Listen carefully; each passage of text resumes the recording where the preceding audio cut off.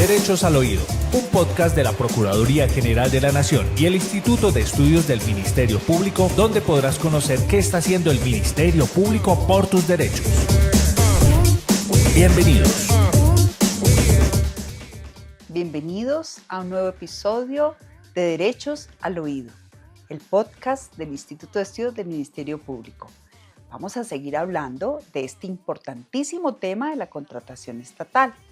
Para continuar con este inicio de toda una serie de charlas sobre cómo prevenir, cómo evitar los riesgos de la contratación. Sandra, por favor, síguenos hablando de los riesgos en la ejecución del contrato y por favor, hagamos énfasis en los supervisores, que a todos nos interesa este tema. Claro que sí. Iván me hacía caer en cuenta que empezamos una historia en el episodio anterior y las historias deben terminarse. Debemos contarlas completas. Es la historia de este supervisor a quien le fallaron con responsabilidad, lo declararon responsable solidariamente con el ordenador del gasto del contratista y con quien hizo el estudio de mercado por unos sobrecostos de un contrato por ligerezas en el estudio de mercado. Y entonces el supervisor decía, pero ¿por qué a mí si yo no hice ese estudio de mercado? Y la línea argumentativa de la Contraloría, Ángela, te contaba que es a usted porque usted se supone que debía ser conocedor de ese sector económico. Este es un sobrecosto protuberante. Entonces, si usted es conocedor de ese sector económico, debió haber levantado la mano, debió haber alertado, anunciado ese sobrecosto. Y el supervisor decía, pero es que yo soy un agente. Así es, los supervisores y los interventores son agentes, no representantes legales de la entidad. Y él decía, yo no podía haber cambiado nada. Yo llego es hacer cumplir un contrato que ya está firmado. Y entonces le decían, claro que sí. En la Contraloría, en la investigación, en los autos se lee, por supuesto, el supervisor tiene razón, él no podía cambiar nada, pero tiene la obligación de alertar. ¿Y de alertar qué? Tiene que alertar tres cosas. Alertar cualquier riesgo, cualquier situación que ponga en riesgo los recursos públicos. Alertar cualquier situación que ponga en riesgo el cumplimiento del contrato y alertar cualquier situación que ponga en riesgo el servicio involucrado con la necesidad que se pretende suplir con el contrato. Entonces le decían, señor supervisor, ¿usted alertó de alguna manera? Y él ya no tuvo nada más que decir. Entonces, en ese momento, la argumentación de la Contraloría es claro, usted no fue el generador del daño, pero usted contribuyó con el daño al ser el vigilante de esos tres elementos que acabamos de mencionar y no haberlo hecho de manera diligente, anunciando el sobrecosto. Entonces, cuidado con ese riesgo. Y vamos en el cuarto riesgo de la etapa de ejecución y vamos a continuar, porque los supervisores, como tú lo dices, Ángela, son el eslabón más débil de la cadena y hay que blindarlos. ¿Cómo los blinda el Ministerio Público? ¿Cómo los blinda el Instituto de Estudios del Ministerio Público? Con estos contenidos. Sigamos por favor. Con los riesgos. Entonces, decimos en las primeras de arranque, señor supervisor, interventor, si usted no conoce el contrato que va a vigilar, está en riesgo. Entonces, hay que conocerlo. Recomendación, haga una matriz de Excel, una sábana con todas las obligaciones, porque además las obligaciones de un contrato no solo están en la cláusula de obligaciones, están en todo el texto contractual y muchas veces en los anexos, en el apéndice técnico, en todos los documentos que hacen parte integral del contrato. Y si el supervisor o interventor no las conoce, no las va a hacer cumplir y se puede involucrar en problemas. Quinto momento de riesgo fundamental, señores supervisores e interventores, las modificaciones contractuales. Las prórrogas, adiciones, suspensiones, cesiones son novedades contractuales en general. Son novedades contractuales. Entre las novedades contractuales tenemos las modificaciones.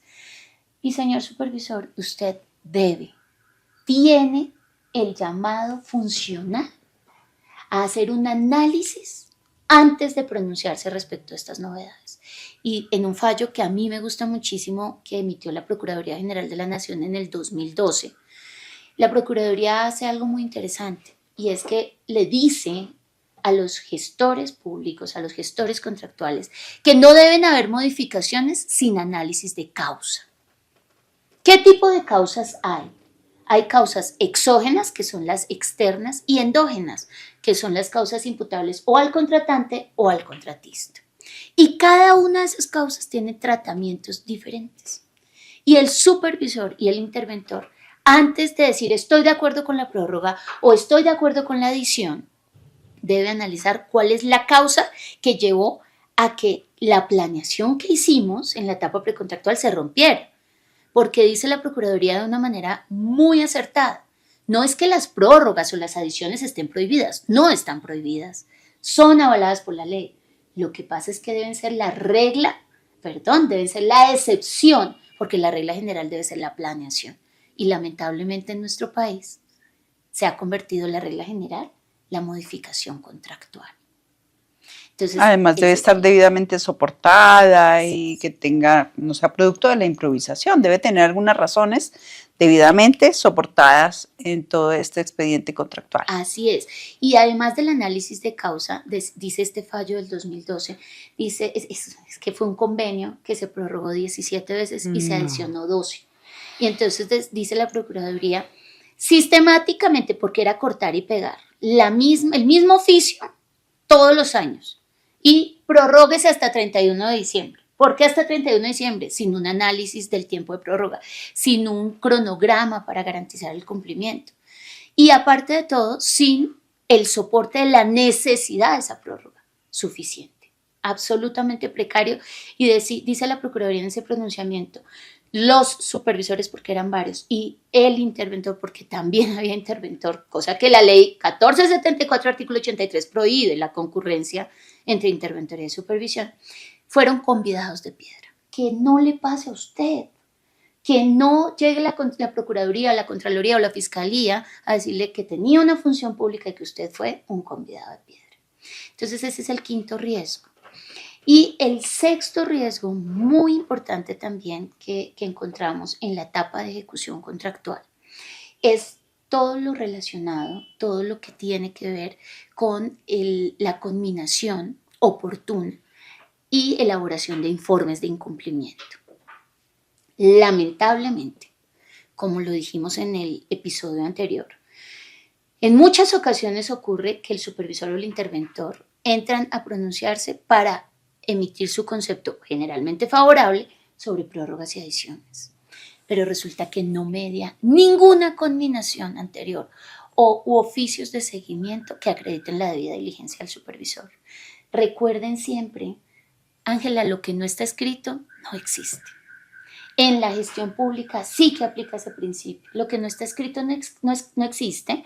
Y no solo hay que escribir estratégicamente, con objetividad y con el cuidado del contrato del que interventor y supervisor son vigilantes. Entonces, pues lo que encontramos son informes de presunto incumplimiento que no cumplen con los parámetros del artículo 86. Cuidado con eso. Informes de presunto incumplimiento que no tienen soportes y evidencias, sino solo juicios de valor. Un supervisor o un interventor no hace juicios de valor. Mide un deber ser. ¿Cuál es el deber ser? El contrato y la ley que irradia ese contrato.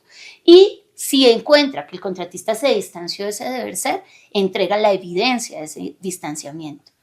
Y de los requerimientos. Por supuesto. Y la trazabilidad de todos los requerimientos que tuvo que haber hecho antes de. Una recomendación que funciona muy bien y que no está escrita en ninguna parte. Señor supervisor, señor interventor, usted debe conocer el contrato y dentro de conocer el contrato debe conocer el cronograma, debe haber un cronograma, un planteamiento temporal del cumplimiento del contrato. Por eso los anexos técnicos son tan importantes. A veces uno encuentra anexos técnicos absolutamente precarios, conectando esto con los riesgos precontractuales. Y uno de los anexos técnicos debe ser el plan de trabajo, el cronograma, o debe haber una obligación del contratista de presentar cronograma o plan de trabajo iniciando el contrato y que se avale o se apruebe por el supervisor. El todo es que un contrato en lo posible debe tener cronograma para que el supervisor tenga que medir en términos temporales. Teniendo plan de trabajo o cronograma, el supervisor debe estar monitoreando constantemente que se esté cumpliendo. A la primera desviación de ese cronograma, de ese plan de trabajo, el supervisor o interventor debe documentar, debe conminar al contratista. directamente supervisor contratista. Recordemos que antes de la ley 1474 de 2011, que le dio grandes e importantes herramientas, dientes a los supervisores no le podían escribir al contratista. Tenía que proyectarle el oficio al ordenador del gasto para que fuera el ordenador del gasto el que le escribiera al contratista. Esa era la usanza, porque la ley era absoluta. La ley 80 no decía qué era y cómo se comía la supervisión, la interventoría.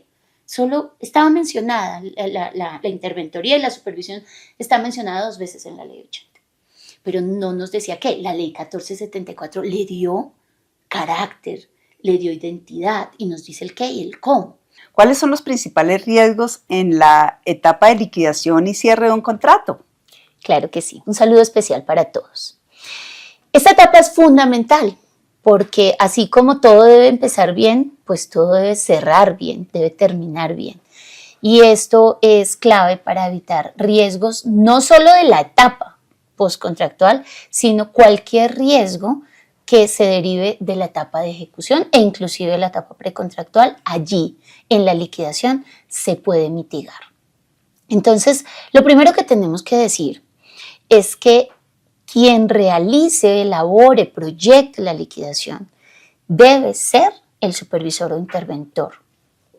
Tiene la carga de elaborar este proyecto y el proyecto debe contar toda la historia. Y entonces una de las preguntas que comúnmente nos hacen en relación con la etapa postcontractual es: pero yo no fui el supervisor del contrato durante la ejecución y me lo dieron para liquidar. ¿Será que yo voy a responder por todo lo que pasó en ese contrato? Y la respuesta es que no. Pero la manera de alinear eso con toda certeza es dejando claro cuándo empieza y cuándo termina una supervisión. Me voy a devolver un minuto para conectar con la etapa postcontractual. Me voy a devolver un minuto a la reflexión que hacíamos en el episodio anterior sobre la designación del supervisor. El mundo ideal sería designar un supervisor que empezara con el contrato y que terminara con el contrato, que lo liquidara. Ese es el mundo ideal. Pero la realidad, por la dinámica, por la rotación que hay en nuestras entidades, la realidad es que muchas veces hay cambios de supervisión, no uno, sino varios durante la ejecución, y que finalmente termina liquidando a alguien que no fue el supervisor durante la ejecución.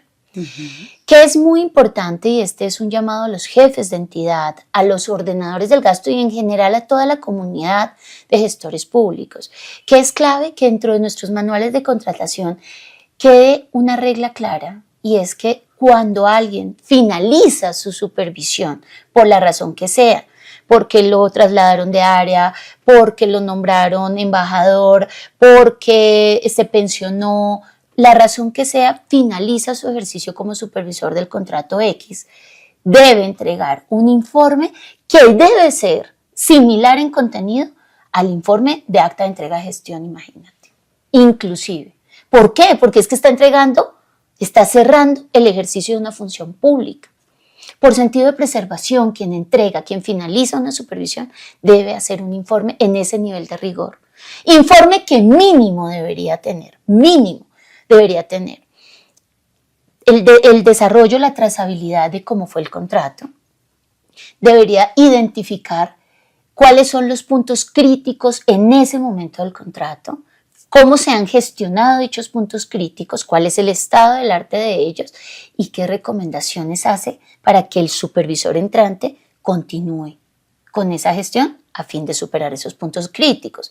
Eso blinda tanto al que está finalizando su supervisión como al que llega. Entonces, lo debería hacer el que finaliza por sentido de preservación, documentar su debida diligencia en ese informe y dejar clarísimas las recomendaciones que le hace al supervisor que va a tomar esta labor para que continúe solucionando puntos críticos del contrato.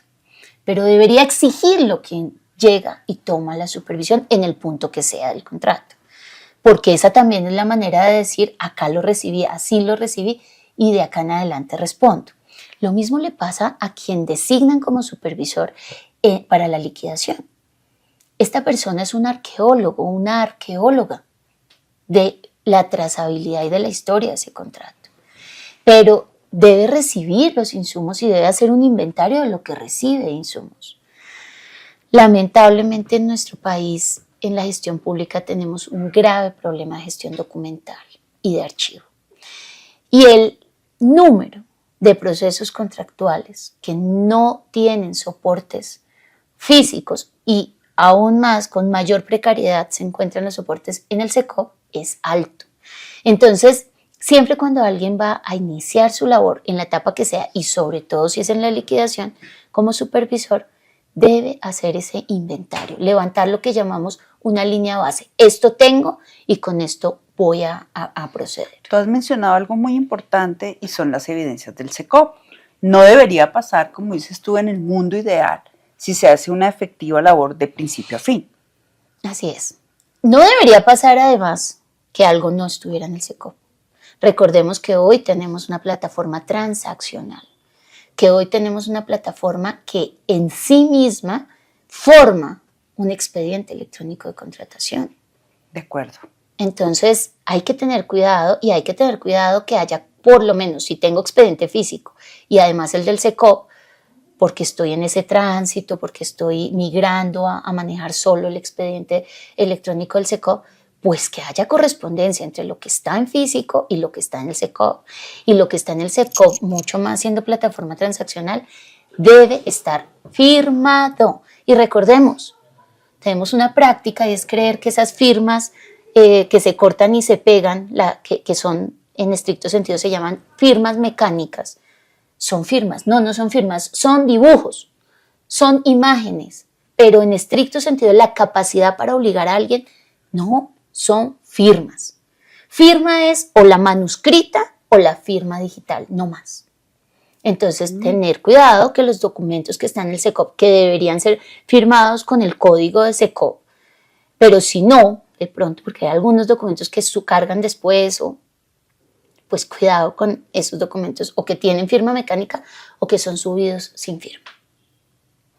Muy bien, Sandra, tú has tocado unos temas muy importantes y se me ocurre preguntarte, ante tanta reglamentación y tanta normatividad, es decir, es un tema suficientemente reglado, que me gustaría también que nos dieras a grosso modo realmente cuáles son las normas que cualquier operador de esta función disciplinaria deba tener en cuenta, porque tenemos una colcha de retazos, pero encontramos también un muy bajo cumplimiento de todas estas normatividades que finalmente blindan tanto a las entidades territoriales, a las entidades públicas que ejecutan estos contratos y a los supervisores. ¿Por qué crees tú que pasa eso? Bueno, eso pasa porque Colombia es un país de frenesí normativo. Creemos que cada acto de corrupción debe ser contrarrestado con una norma, y eso es un error. Es un error por varias razones, porque el exceso no controlado de normas genera inseguridad jurídica, genera confusión, genera ámbitos de ambivalencias y de interpretaciones. Y además, lejos de lo que se cree que las normas pueden detener la corrupción, muchas veces, considerando la precariedad en ocasiones con la que tienen que encontrarse y administrar nuestros gerentes públicos regionales, muchas veces ese exceso de normas es terreno fértil inclusive para la corrupción. Ángela, existen en Colombia, de acuerdo precisamente con un estudio del Instituto de Estudios del Ministerio Público y un estudio de contratación segura, elaborado por el doctor Iván Darío Gómez Lee y su equipo de investigadores, un indicador en donde allí nos informan que existen aproximadamente 248 cuerpos normativos. ¿Qué es un cuerpo normativo? Una ley, un decreto, una resolución, cualquier norma general que se pronuncie sobre la contratación, que regule la contratación o la compra pública. Y según el DNP, cada cuerpo normativo en Colombia tiene en promedio 15 artículos. Eso más o menos nos da alrededor de 3.700 artículos que si usted quiere ser alcalde, gobernador, jefe de entidad, ordenador del gasto, debería saberse. Eso es insostenible. no existe magistrado en el país que conozca esa colcha de retazos de normas de la contratación, de la compra pública, porque ahí viene otra consideración que debemos tener en cuenta, y los órganos de control sí que la deben tener en cuenta. Y es que, como lo dijimos en el primer episodio, tenemos diferencias entre los actores de la compra pública. Hay contratantes, entidades estatales que contratan en Ley 80.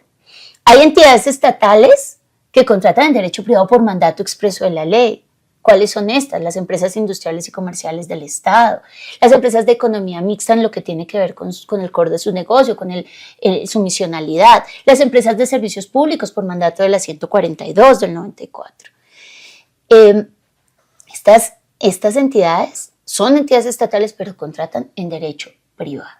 Empresas de servicios públicos mixtas y con capital público, porque hay empresas de servicios públicos privadas y por supuesto ellas no son entidades estatales.